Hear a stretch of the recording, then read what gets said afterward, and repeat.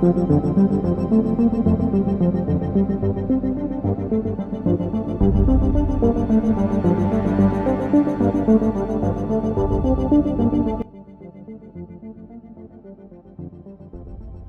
is Roger Kotanko's home. Roger was a famous gunsmith who worked out of his property in Port Dover, Ontario, Canada. This was also a murder scene in November 2021, where Kotanko was shot and killed by the Toronto Police Service. His murder was senseless, and there are many unanswered questions into his death and what happened on that cold November day in 2021. This is Roger Kotanko. Roger was a famous gunsmith who owned Dark International Trading Company, as well as RK Custom Guns. Kotanko operated his gunsmith business out of his rear shed and was well known within the small community of Port Dover. Kotenko worked on several police service guns, as well as those of the Ontario Provincial Police, where it was known that several officers would stop by and often say hi to Kotanko in his shed. Kotanko also secured a contract to service the Canadian Armed Forces weapons and those of soldiers in Afghanistan. The timeline of events, according to the Toronto Police, simply are not true, and numerous inconsistencies with the officers' stories bring into question: was Kotanko murdered by the Toronto Police? Here is a quick timeline of events which shows the lead-up to Kotanko's death.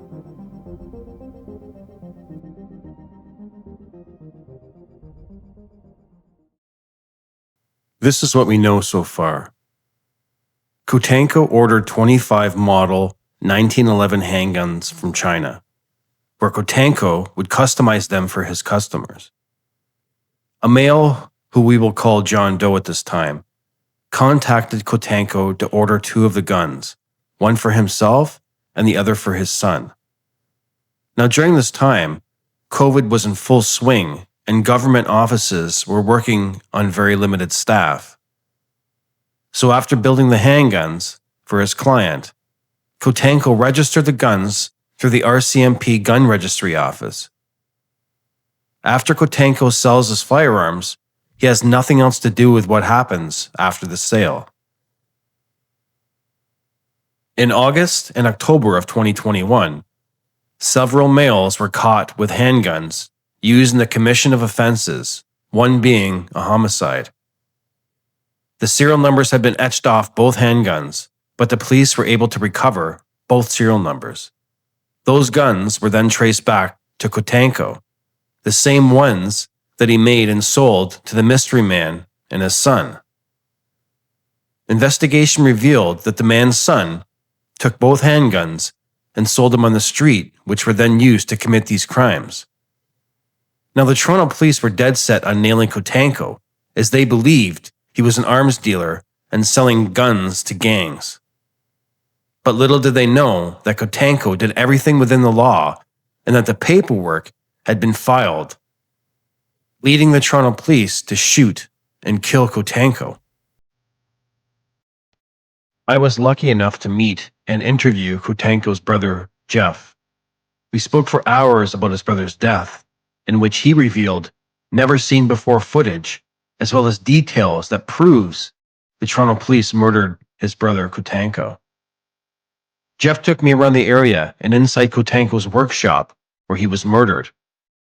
Nothing has changed since the murder back in 2021, and Jeff wants the public to now know how and why his brother died at the hands of the Toronto Police. Here is my in-depth interview with Jeff and his side of the story, the true story.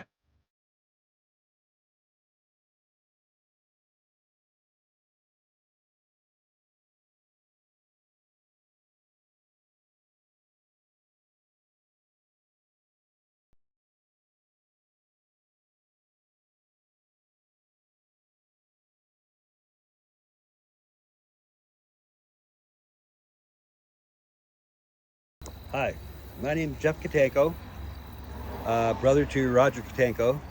This was where he lived. This is where his shop was located when he was killed. And this is what's going on. You want to just go this way then? Yeah, so Jeff, this was Roger's residence, correct? This is his house, yeah. Oh, by the way, they also destroyed everything in his basement too. Oh, they did, Personal guns and stuff. Oh Okay. yeah, they went in and wrecked everything in there too. Jeff, would you mind showing us where the actual incident happened? Yeah, so if we come this way, this garage wasn't here at the time. Okay. I put that up for his wife since then.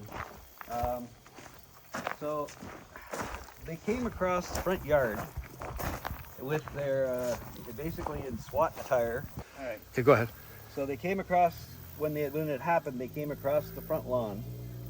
His wife was out. His wife heard something. She came out. They grabbed her. We're holding her on the front yard. Then they proceeded to come around. They had ARs, all their handguns drawn, fingers on the trigger. Basically. Were they wearing any police uniforms, or was it plain No. clothes? No, plain clothes, and there was no police on the vests or anything like that. Oh, They were okay. all in black. Okay. With balaclavas and everything too. Really? Oh yes. So they came over to here.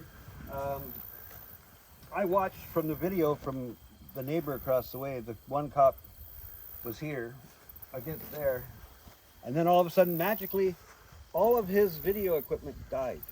Really? Stopped. And the thing is, they're trying to say that, oh, that's because it timed out from motion. But the next time the camera came back on, there was probably 4 police cruisers, an ambulance, and everything else parked on the street in front of the place. Well, if it was activated by motion, it should have come on when the first car showed up. But instead there was like people running around and cars everywhere and whatnot. So my impression is that they had a jammer or something like that in the moment, right when they decided they were going to do it. They hit the switch, which jammed every Wi-Fi signal, everything. So let me get this straight. So when the police showed up, they had an ambulance with them?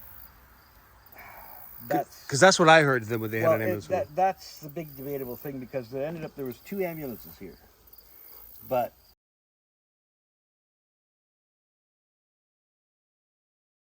nobody seems to know how there ended up being 2 ambulances here. Okay. And in the video, you can see the one ambulance which was parked over there, and you can see police going in and out of it. I don't know if it was an actual ambulance or if it was an actual base unit that they were operating from or whatever. Fair made enough. up to look like an ambulance, so that's just, I can't say one way or the other with that, but Okay. yeah. But anyway. So this is where... This was here, okay, so this is the shop here.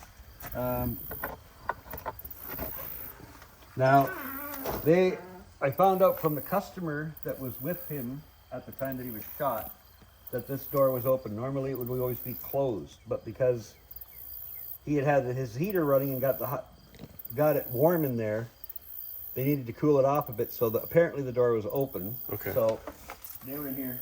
None of this, the way it is now, looks anything close to what it used to be. It's all just wrecked. But in any case, So Jeff, can you tell me? So they came in this way, yeah. and then Roger was sitting in this chair Roger here. had been sitting here like this, like he normally sat like this. Okay. This was his work area. This is where he worked on guns. So he would have been sitting here like, from what the customer said, he was sitting here like this, and he had just finished putting the top end back on his gun, and had turned around like this and was cycling the gun to make sure it was working properly. And then the police came through the door. So the police were standing... Outside, they were outside. So what'd you say that is? About 4 feet, 5 feet? From the door to here? Yeah. 6 feet tops. Okay, 6 feet. And the customer said that he saw them coming across the laneway. He heard them first. He heard them on the gravel. Then he looked and saw them and thought, it's got to be a joke, because these guys got to be. Because he knew Roger had worked with military and police all the time, so he thought it was just a joke going on. But then, so Roger was still facing this way. The customer said the first cop came through the door and yelled, "Freeze," or something to that effect. And Roger turned like this, and by the time he got to here, he was shot in the neck. Wow. And then, How long would you say that was before they entered the door to him being shot? the customer said it was probably a second, maybe 2 seconds. Okay. So he was just turning. As soon as he got shot, he dropped the gun, so it fell over there. He put his hands up. Could you show me where it was dropped there, Jeff? Right about here was where it was supposed to be. Like in the pictures, Okay. everything, that stain right there, that was where Roger ended up. Okay. They shot him out of the chair. Okay. And I've done everything I can to get that. You can't get that out, so. But, so he had dropped, when the first round hit him in the neck, he basically dropped the gun and put his hands up. I found this out from the mortician because she said his pinky finger and his thumb, the tips of the two of them were blown off. Okay. The only way that could occur is if he had his hands like this, Defensively. So he, so Roger had his hands up in a defensive Yeah, he was position. like this. They blew off the tip of his pinky and the tip of his thumb. So they said the only way that could have happened is his hands were like this. So he was in the process of turning. He dropped the gun, and he was still turning, and put his hands up, and he got shot 3 more times. Okay. And you say that he fell backwards out of the chair? They literally shot him out of the chair. He went backwards onto the floor. Okay. And the customer that was with him, where was he standing? Here. Okay. And when the cop came in and yelled, "Freeze," natural response of anybody, he said, "Freeze, put up your hands." The customer put up his hands and stepped back Okay. out of the way, and that's when they shot Roger. So when after they shot Roger, did he die immediately, or was he rushed to the hospital? Oh no, they were working on him here. Yeah. Well, first off, they threw the customer on the floor beside him and cuffed him up, dragged him out, and apparently this guy's, I've never met the guy, but apparently he's in his 70s. Okay. And dragged him out, and then proceeded to work on Roger for I don't know how long.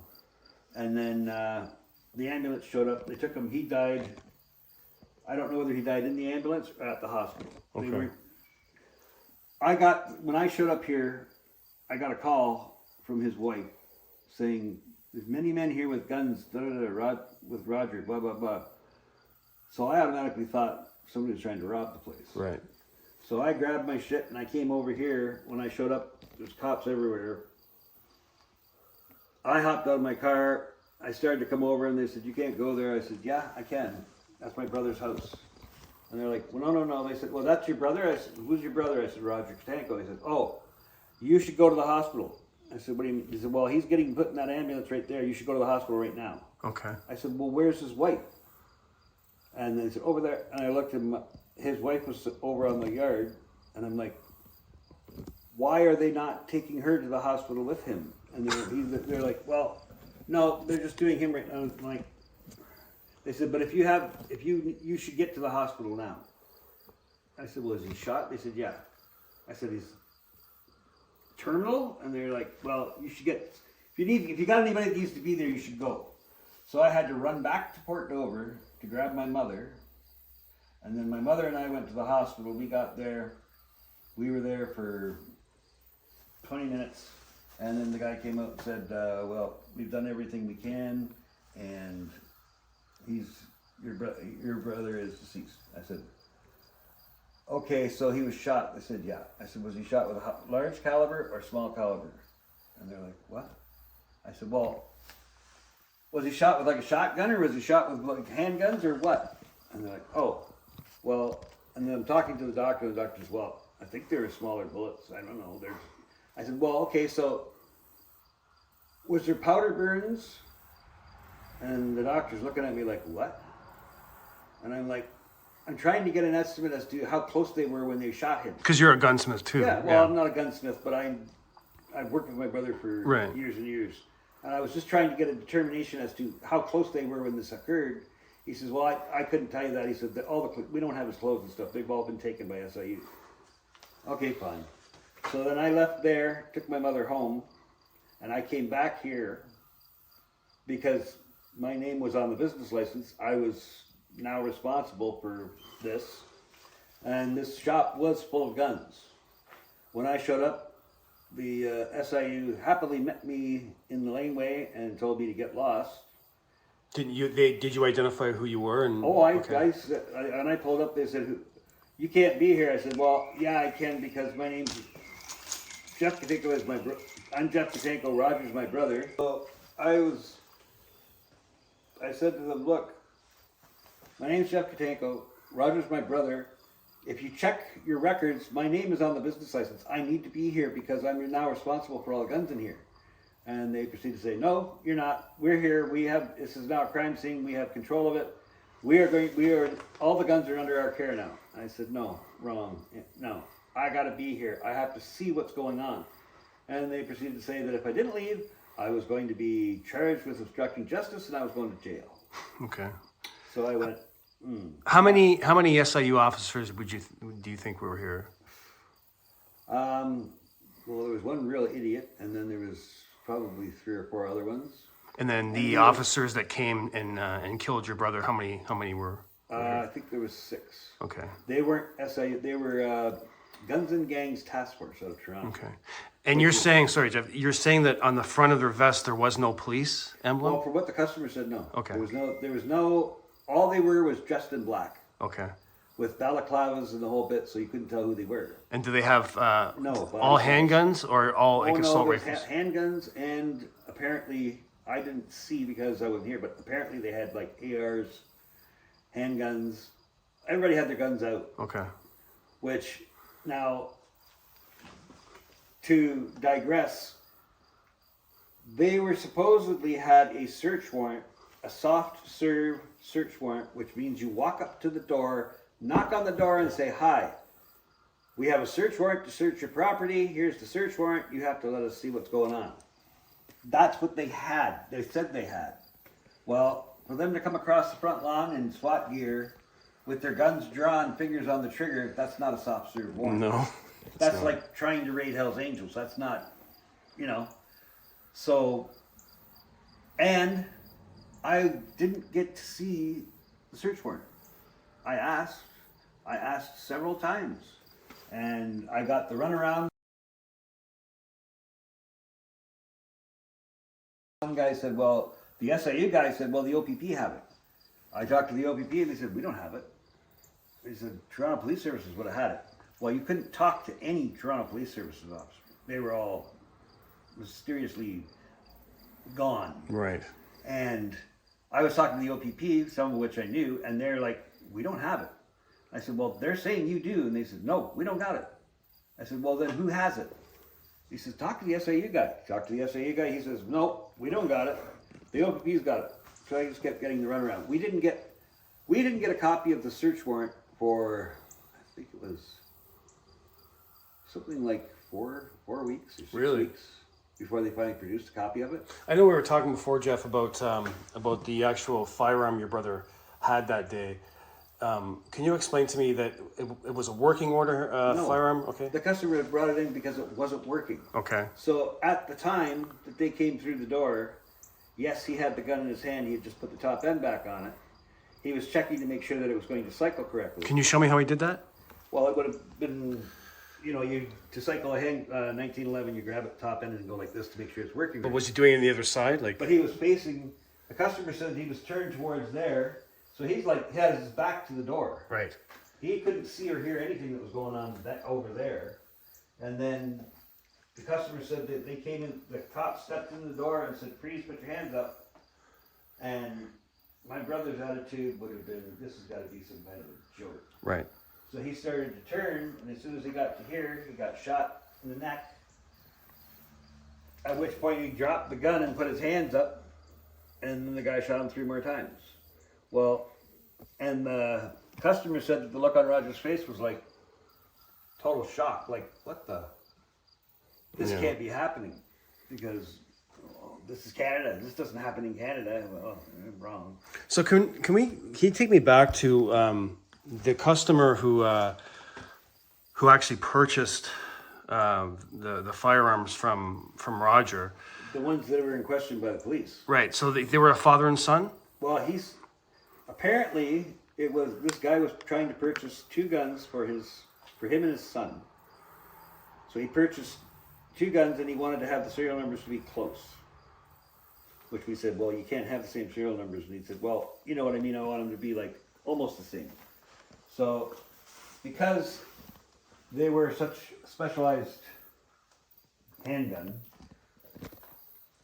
3 of them were already gone because Roger had one and his partner had one and one of his buddies wanted one. So there was at least 3 gone.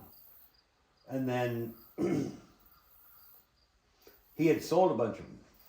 So the thing was, the numbers were getting lower on these. There's only 25 guns. Well, so the best he could do was to get 004 and 014 because those are similar. The closest numbers. Yeah, that Matt, you get a pair. Right. So, and this guy said he wanted one for himself and one for his son. That was fine, but he made a big deal about it. So, but he didn't want anything fancy done to the guns. He didn't want the barrels changed. He didn't want beaver tails or anything put on them. He wanted them to be stock. He just wanted them tuned up to work properly, and he wanted to have the serial number same. So Roger said, "Great, that's awesome because that's less work for me. I'm still going to get paid." So then, to my recollection, the guy contacted Roger 2 or 3 weeks later and said, "I want to buy 2 more guns." Okay. And Roger discussed most of the business stuff was going on. He would talk to me about it because I was here pretty much every day. And he said, "I don't know why this guy wants 2 more guns." And I said, "Well, why would he?" He goes, I don't. He says, "Honestly, if the guy's got his pal and he's legit, I don't care. I'm doing my part. It's all registered. If he wants to buy 2 more guns, I don't care." He said, "For all I know, he could be buying them and selling them. Once I sell them to him, it doesn't matter because I'm no longer involved." I said, "Yeah, okay, great." But he wanted 2 more guns. Now, I don't know if the sale of those other 2 guns actually ever went through because this all happened in and around this whole thing. Meanwhile, this was all taking place during COVID, so everything was all screwed up as far as gun registry went. Sorry, Jeff, I have to interrupt you. I know we were talking before about the gun registry and the paperwork. This all occurred during COVID, correct? Right. So can you explain to me about the paperwork being basically not filed as promptly as it would without COVID? Originally, when you bought if somebody came to buy a handgun, they came down, look at the gun, "Oh yeah, I want that gun." So we'd take down their name, address, gun club they belong to, their pal information, and it would all go into Roger's book. Then Roger would call the CFO, give them all the information, at which point on the other end the CFO would be putting it into the computer. But during that time, when COVID was going on, they were no longer working out of the office. Everybody was working from home. Right. So when you called up to register or transfer a gun, basically they're working from home. They have a pile of forms. They fill out the form, and they would have had a list of cert numbers. And when they gave out a cert number, they'd cross it off, and they'd say, "Here's the cert number," and they write it on the top of the form. And then all these forms would get stuck in an envelope and sent off to the CFO office where someone was supposed to be putting them in the computer at some point in time. And those piles were probably huge because of COVID. They said there was a 6 to 8 month backlog. Okay. So, and then the thing is, so if you had a pile like this of papers, and it got thrown here, and a bunch more came in on top, and a bunch more came in on top, those papers could be down here, and when they're going to put them in the computer, they're not going to start from the bottom up. Right. They're just going to take them off the top and put them in. So who knows how long that paperwork sat in the pile, but when Toronto went to do their search to figure out where these guns were supposed to be, they would not have called the CFO. They would have just went to their computer and typed it in, and since paperwork was probably still sitting in the pile and were never put into the computer, automatically the computer would bring up that the guns were still supposed to be registered here at the shop. Okay, so I just want to let the viewers know that your brother had made 2 guns with very close serial numbers for a father and son. That father and son who purchased the guns, his son Well, So- what I'm thinking is, the only thing I can see that happened is Dad bought the guns, took them home, because his son had access to his dad's lockup. Right. Because, I mean, if he was buying a gun for his son, the son wouldn't have access to the lockup. When Dad wasn't looking, the son went in, grabbed the guns, took them and sold them to the gangbangers. And then one of the gangbangers killed somebody with one of the guns. And once that happened, he went back crying to Daddy saying, "Oh no, I've screwed up." And Daddy contacted whomever, I don't know, his buddies. Daddy had to be connected.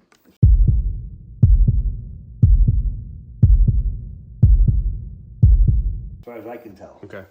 And all of a sudden, he says, "Look, this can't come back on my kid because Canadian laws are that if you knowingly sell a firearm to someone that you know is involved with criminal activities and the gun is then used in the commission of a crime, the person selling the gun to that person is as responsible as the person committing the crime. So if somebody killed somebody, which he did, Junior would have been charged with murder the same as the guy that pulled the trigger. Right. And Daddy didn't want that to happen, so Daddy went to his buddies and said, "Look, this can't happen. Fix it." Got it. This is my opinion as to what happened. And so then he said, "This can't happen, you got to fix it so it doesn't come back on Junior."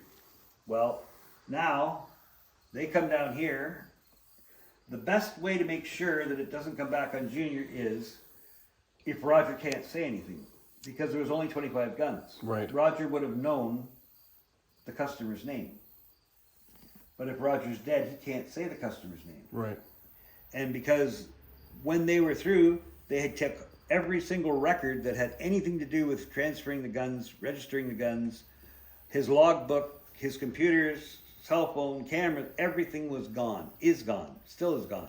Still is gone.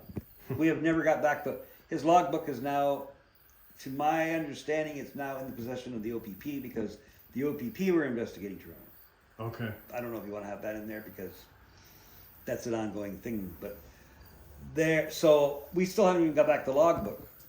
And so I can't, realistically, I have no means to prove that Roger sold the guns legally because everything that would have had, where it would have been written down in his logbook, which is his Bible, his logbook had every gun that was sold written down in it with the cert number beside it, so that it was, you couldn't argue it. It was there. Right. But if you take the logbook away and then you shoot Roger so that he can't talk, now it's their word. He has no word because he's dead. If they would have came in with the soft serve warrant as they were supposed to be and were talking to him and said, "Look, we have these two guns. Who did you sell them to?" Off the top of his head, he probably could. We had other guns like Dark 40s. We had hundreds of those. Mm-hmm. So if they said, "Well, there's Dark 40," well, then he would have went, "I'd have to look that up." But because there was only 25 of these guns, and he knew most of the people that owned them, if they said, "Well, this gun here," especially when those two serial numbers came up, he was, "Oh yeah, I remember that guy," and he would have been able to look it up. And as soon as he did, now all of a sudden, once they have a name, they have to investigate. So basically, his death was senseless. This could have been drastically had a different outcome. They didn't want that person's name anywhere into the records, because if they would have asked him, "Who did you sell these guns to?" and he said a person's name, the moment he said that name, now they have to investigate that person. Right. Once they started to investigate that person, they would have found out that Junior had buddies that were involved with gangbangers and whatnot, and the whole thing basically the shit would have hit the fan. But if Roger can't say anything, now all of a sudden, whatever they say goes. Yeah. And like, "Oh well, no, he was selling you." No, he wasn't. My brother was very anal about his paperwork and registering and everything else. There's no way he would have ever sold guns illegally. So, but they are trying to be, or they're trying to make him a scapegoat. Because if they can make it so that, "Oh yeah, he was doing the wrong thing," the guy that bought the guns originally and his kid sold them out, they're off. They're scot-free. Nothing happened no to them. repercussions to them because, oh no, they didn't. Nobody owned those guns. No. You sold them out of your shop. What about the Toronto police officers? Were they held to account, or were they all? Well, there's an ongoing lawsuit about that.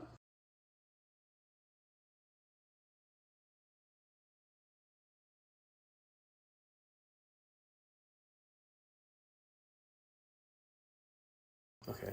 But were they disciplined in any way by the no. Toronto Police Service? No, SIU said that they did nothing wrong. They were cleared by the SIU. SIU said that they did absolutely nothing wrong. And has your family had any sort of contact with the SIU since? No, not with SIU. No, our lawyers probably have, but Right. not us, because there's a lawsuit for wrongful death. Okay. But my concern is that nobody wants to find out who the guy was that bought the guns, Right. because whoever that guy was, his kid is selling guns to gangbangers and stuff. Yeah. He's the criminal, and he's got off scot-free now. And we don't know who he is still. No idea. I have no records. They took everything. I have no means to prove who bought those guns or anything like that. And the CFO won't talk to me. I've been contacted by the OPP on 2 occasions because they want to talk to me about the logbook because they're doing their investigation. Mm-hmm. They can't understand his logbook. I don't know why, but they just don't seem to be able to figure it out. So they wanted me to explain it to him. I said, fine, bring me the logbook and I'll tell you. Well, the officer that was doing the investigation, I told him, look, check out how the CFO was registering guns at that time. Find out, even check to see if those guns are actually registered now. If the paperwork for those guns actually made it to the point of being put in the computer. I told him a bunch of different things he should be looking into, and he said he'd get back to me at the end of the week. Well, I didn't hear from him for almost 2 months. When I finally did hear from him, he said that the next day when he started asking those questions, he was transferred to Aurelia. Really? Aha! And he was in Aurelia for 2 months, reassigned to some other thing. Okay. Then when he finally got back, he saw the messages from me, and so he contacted me. And I said, so what's going on with that? He says, well, I'll check in. I'm going to get back into this to see what's going on. And didn't hear from him for another 6 weeks. And when I did finally hear from him, he said, oh no, I've been completely reassigned. I'm no longer on that. I said, well, so who am I supposed to be talking to then? He said, well, I'll get back to you. I'll get a hold of you and give you the guys information who's supposed to be in charge of this. Never got any information. Never got a phone call. Have not heard from anybody. I have no clue, even if they're still doing the investigation. But I still don't have the logbook back. And the funny part was, they said, well, we will send you copies of the logbook. Right. So I got this email with, I think it was over 200 pages.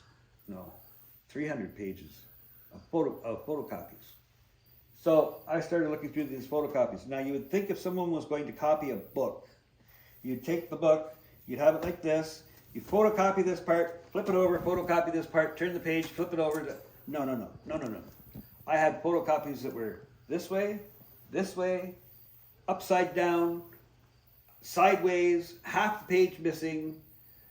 This logbook was only this thick. It was like well, we used to be called a journal. Yeah, like a little journal book. Little journal book. It had, I don't even think it had 100 pages in it. Well, how do you get 300 pages of photocopies out of a book that has 100 pages? Not even 100 pages. And I said, well, they said, well, you have a copy. I said, I don't have a copy. I have what you sent me. I had firearms in this shop, my own personal firearms in this shop when this happened. Because Roger would work on my guns. Or I would work on my guns, Roger would check them out to make sure I didn't screw things up. I had, for example, one that I'm still trying to find and nobody seems to be able to get. I had a Ruger Mark II, 22, but it was customized for me. It had a compensator. It had a trigger job done on it. It was not your average Ruger 22. that gun was taken by Toronto Police Services. Fine. They said they were going, after this all happened, they said they were going to contact all the owners of the guns and they were going to have them come and be able to pick them up. Well, nobody ever contacted me. My lawyers contacted them asking them about that gun. I gave them my PAL, I gave them the registration for the gun, I gave them a photocopy of all the paperwork for that gun. They say, well, we don't have it. And it's like, well, you took it. Well, no, we don't have a record of it. I'm like, well, I don't have it. Nobody else has it. It was in the shop. It's now gone. So someone I know on the police, the cops, did a search on their system because the last time my lawyers got a hold of them, they said, oh, well, we sent it down to the OPP in Simcoe. Which doesn't make any sense at all. It just keeps getting passed around and passed around. So I contacted the OPP in Simcoe. I said, look, supposedly you have my gun there. And they said, what are you talking about? I said, well, my lawyer was told by Toronto Police Services that they sent my gun down and you guys have it in your possession. And he said, we don't do that. I said, well, that's what they're saying. He said, well, hang on, let me check. So he checked through things and we have no gun registered to you in our possession. I said, well, can you find out where my gun is then?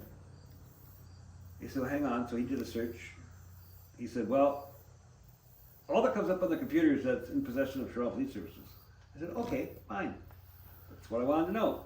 Contacted the lawyer again. Lawyer contacted them again.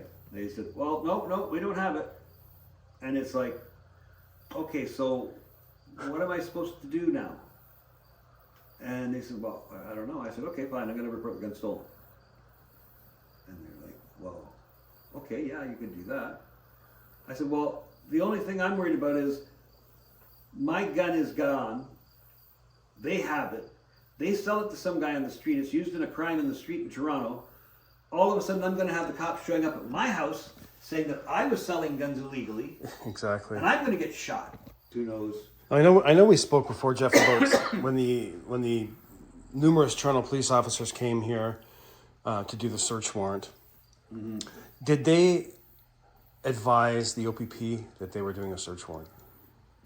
They contacted the OPP 4 minutes before they arrived. Sorry, you said 4 minutes. 4 minutes. 4 minutes.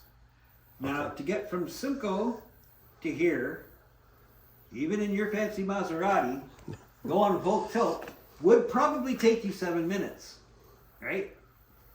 Now, 4 minutes, by the time it took them to get out of the office, 2 minutes would have already been gone. Right. The Toronto Police Services didn't want anybody from here. No, they didn't want anybody to see what they were doing. Because they knew Roger had worked with the OPP. He had worked with the local police before there was OPP. He had worked with Canadian military.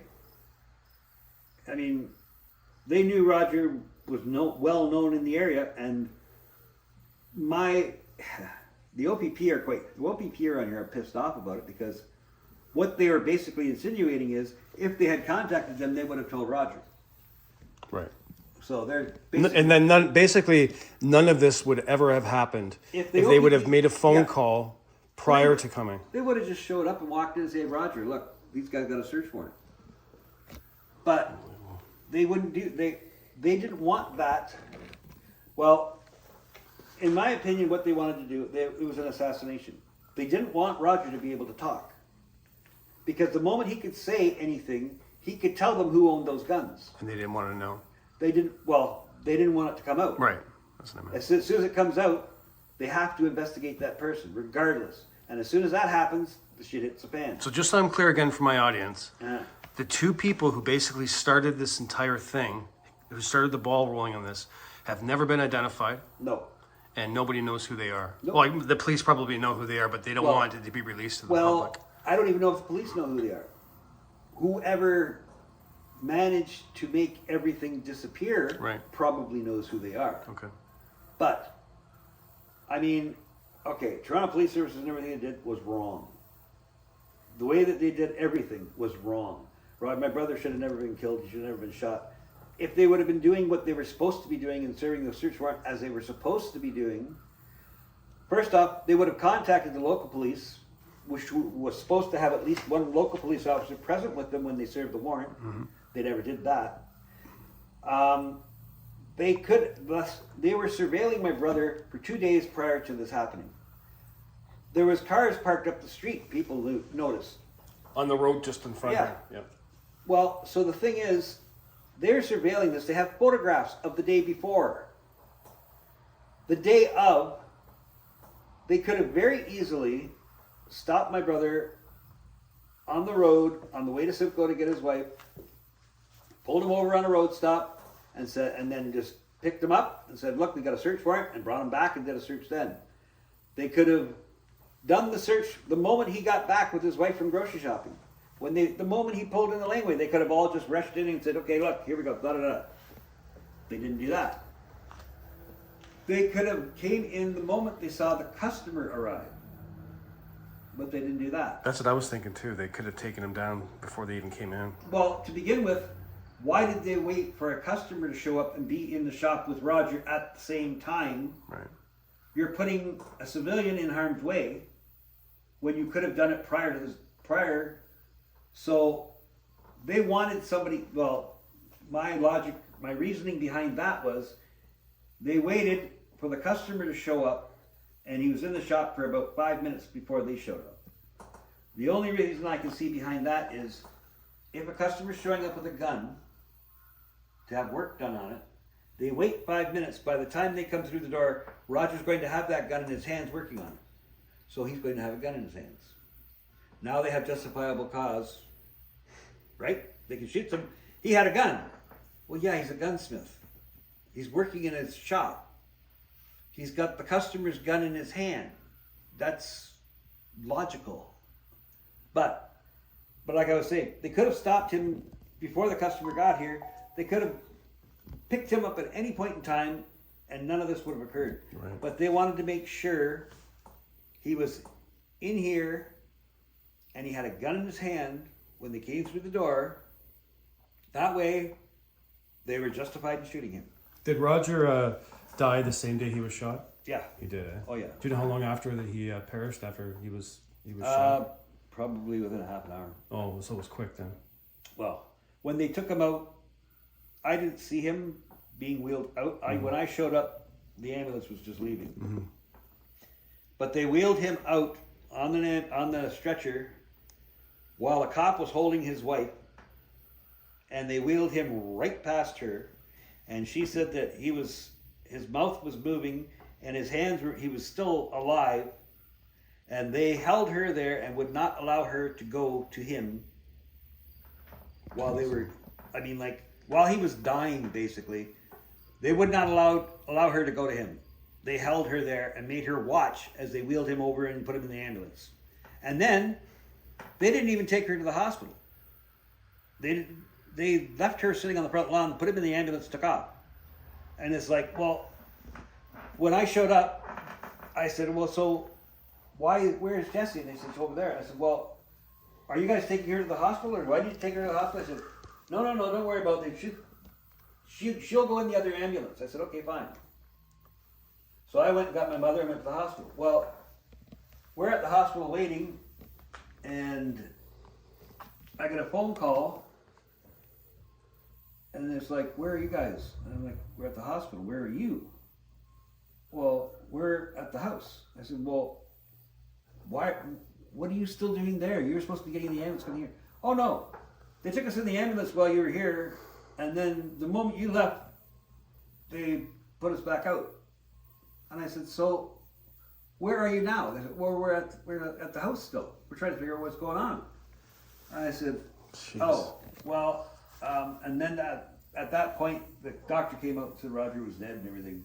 And I said, look, take Jessie, go to Mother's house. We'll be there. Well, what's going on? I said, look, just take Jessie, go to Mother's house, and I'll meet you there. Because I didn't really want to start the whole thing on the phone. Yeah. So I went back to my mom's place and dropped her off, and she started doing the explanation to his wife and everything else. And I came back here, and then the whole bullshit with everything And it's like, but the stupid part was none of this should have happened. No, that's why I agree with you on that one. It's just, I mean, to begin with, they could have stopped him at any point in time, picked him up, came back here, but no, they didn't want to do that because then he could talk. mm-hmm. They could have grabbed him before putting a customer in harm's way by allowing the customer to be in here when they did this whole thing, raid. They didn't do that. They wanted the customer to be here because they wanted his gun to be in Roger's hand. Right. You know, like, and So I know we were talking before about. Would you mind just showing me some of the of what the Toronto police did with your brother's gun lockers? At one point in time, there was a bank safe there. Right here. Right here. Okay. Yeah. I'm talking a safe that's that high, this wide, and well, you can see the scratches on the floor where we had to move it. It came out to about here. Because the door the door just cleared it. So, but we're talking a real safe out of a bank that has like the sides are this thick and they're full of concrete and everything else. Okay. And well, that's a door hinge. That was the actual door hinge. These are the door hinges. They cut them off to try and get in the safe. Well, that didn't work because it was an actual bank safe. Okay. So they ended up eventually taking the jaws of life and ripping the. Can you see one of those? Oh yeah, there's the other one, and then there's another one here. That's pretty thick. It's heavy too. Well, it was literally a bank safe. It was like not just a, but they couldn't do that, so they took the jaws of life and ripped the door off. Can you show me the other safe where they did take the jaws of life too? Then they had this was one of Roger's, a buddy of his made this for him, custom lockup for handguns. Yep. To look at it, it looks like, okay, it's a tin lockup, it's not a big deal, but it's not. It's actually made out of quarter-inch plate. That's thick. Even if you feel the weight of the door, that's. Oh yeah, that's heavy. So they decided they were going to get into this. Well, this had a bank tumbler system on it, so they drilled here, thinking they were going to get in that way. No, all they did was make matters worse because as soon as they did that, it activated all this and put all these in a lock position. So there was 3 pins. Okay. So therefore they couldn't get in here, so they ended up using the jaws of life again. Well, and this is where right here. Well, yeah, they were trying to cut. They cut here, there, here, down there, on that corner. So they cut this thing all to shit, and then they still couldn't get in because there's the 3-point pins. Can I just see they actually have the police seal still on here, the Toronto Police Service police seal. So, and you can see this was set for handguns. That's how you had all your handguns sitting in there. And the bottom of it just had them stacked and everything else in there. Oh, this was on the door. Oh, that's the actual tumbler there. Yeah, this was the front.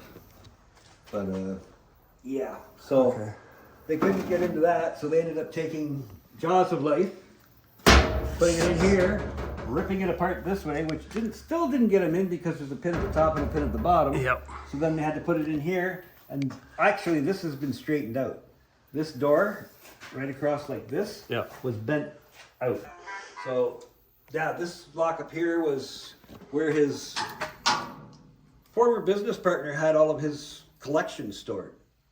He had probably close to $1 million gun collection. He had, you name it, he had it in here. He had a Walther PPKs, the James Bond. Yeah, I remember those. Brand new, in the box,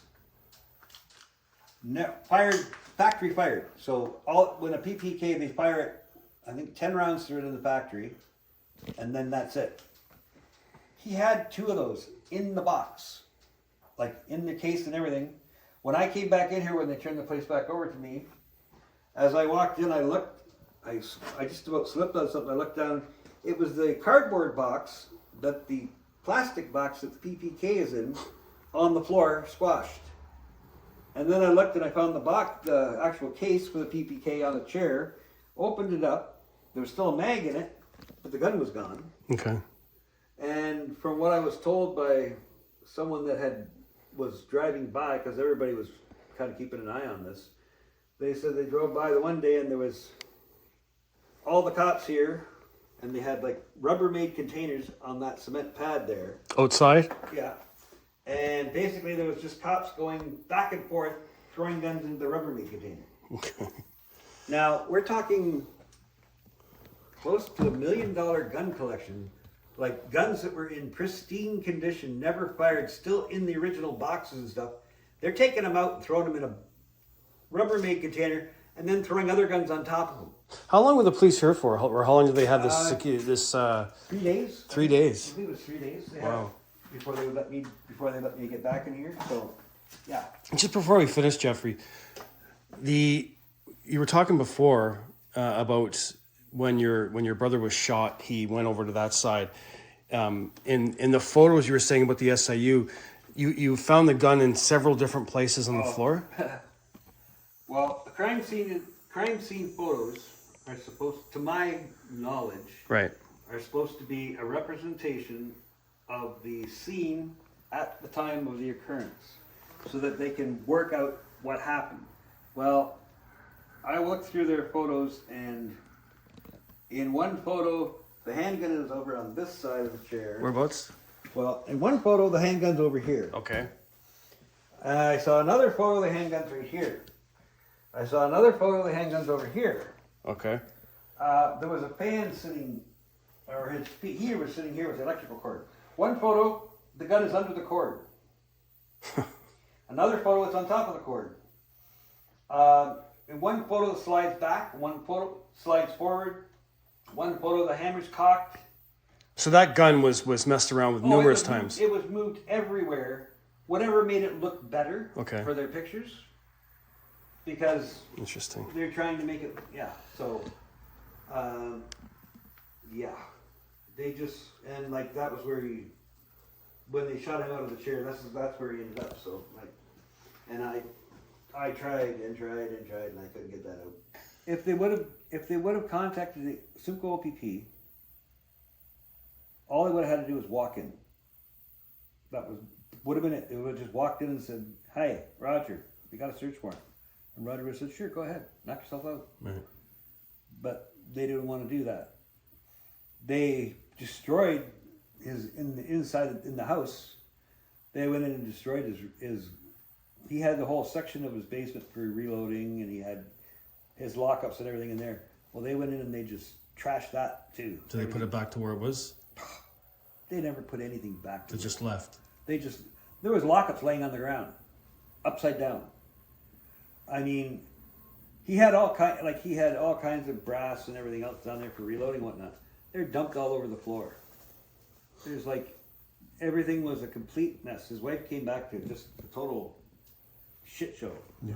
And this place, well, when I walked in here, the floor was covered with crap, papers and everything else.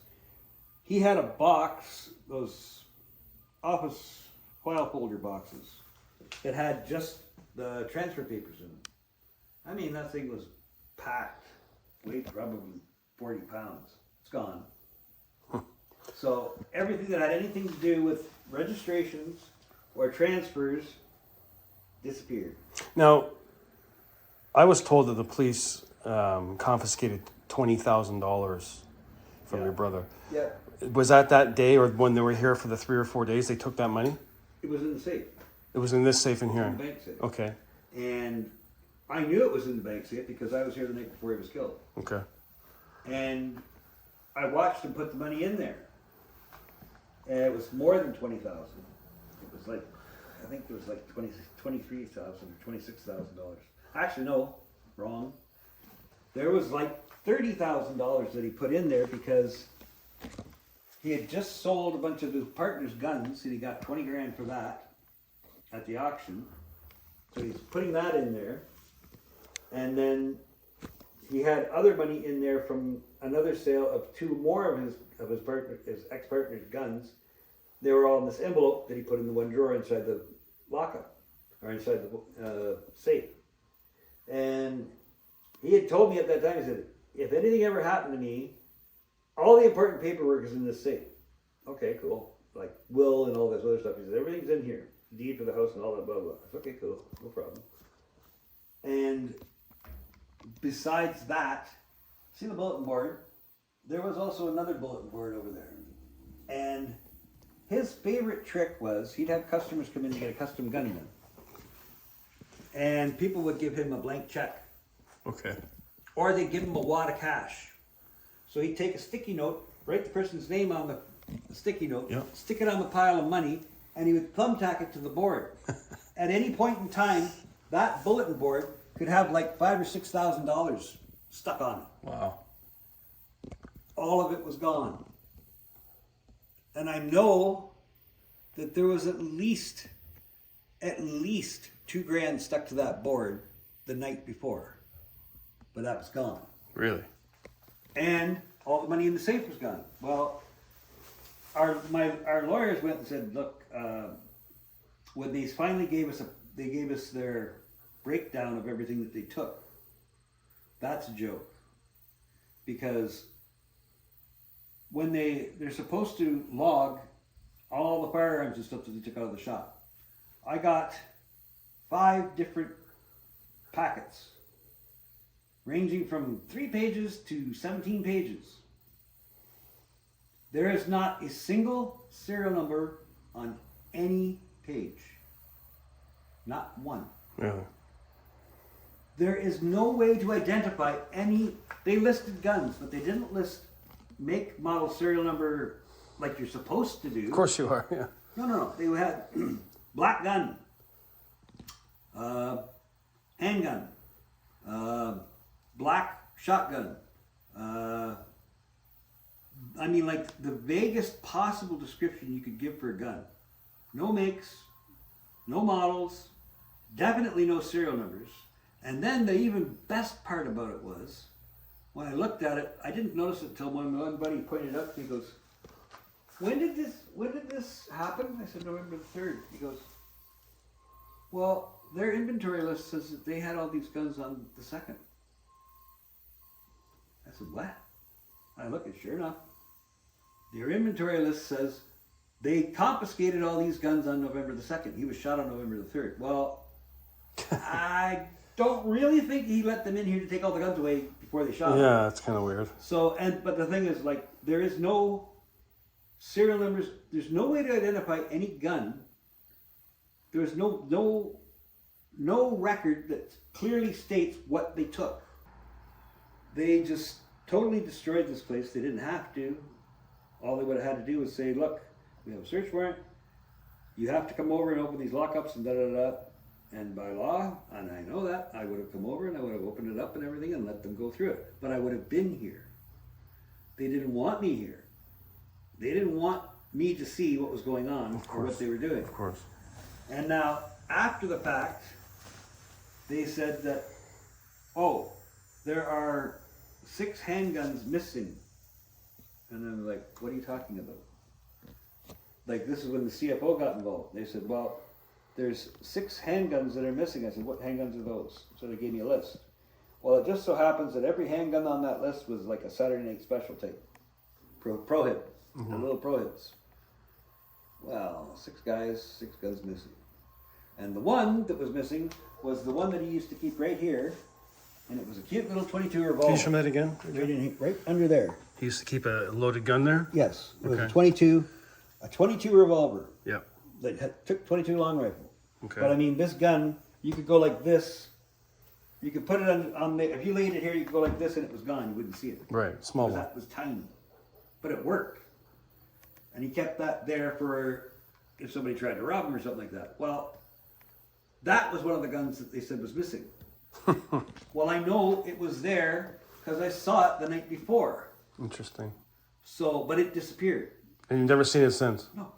And it never got returned when all the guns were returned after all the hoopla, and we supposedly got all the guns back from their confiscation that went straight to the auction. Well, when the auction guy got back to us. He said, well, we gave him a list of what's supposed to be here. And he said, well, we don't have this, we don't have this, we don't have this. Well, Wow. and when we contact, then CFO saying, well, these guns are missing. It's like, well, we don't have them. It's unreal. And they're getting away with it. And the part that irks me the most is the guy that actually bought those guns to begin with.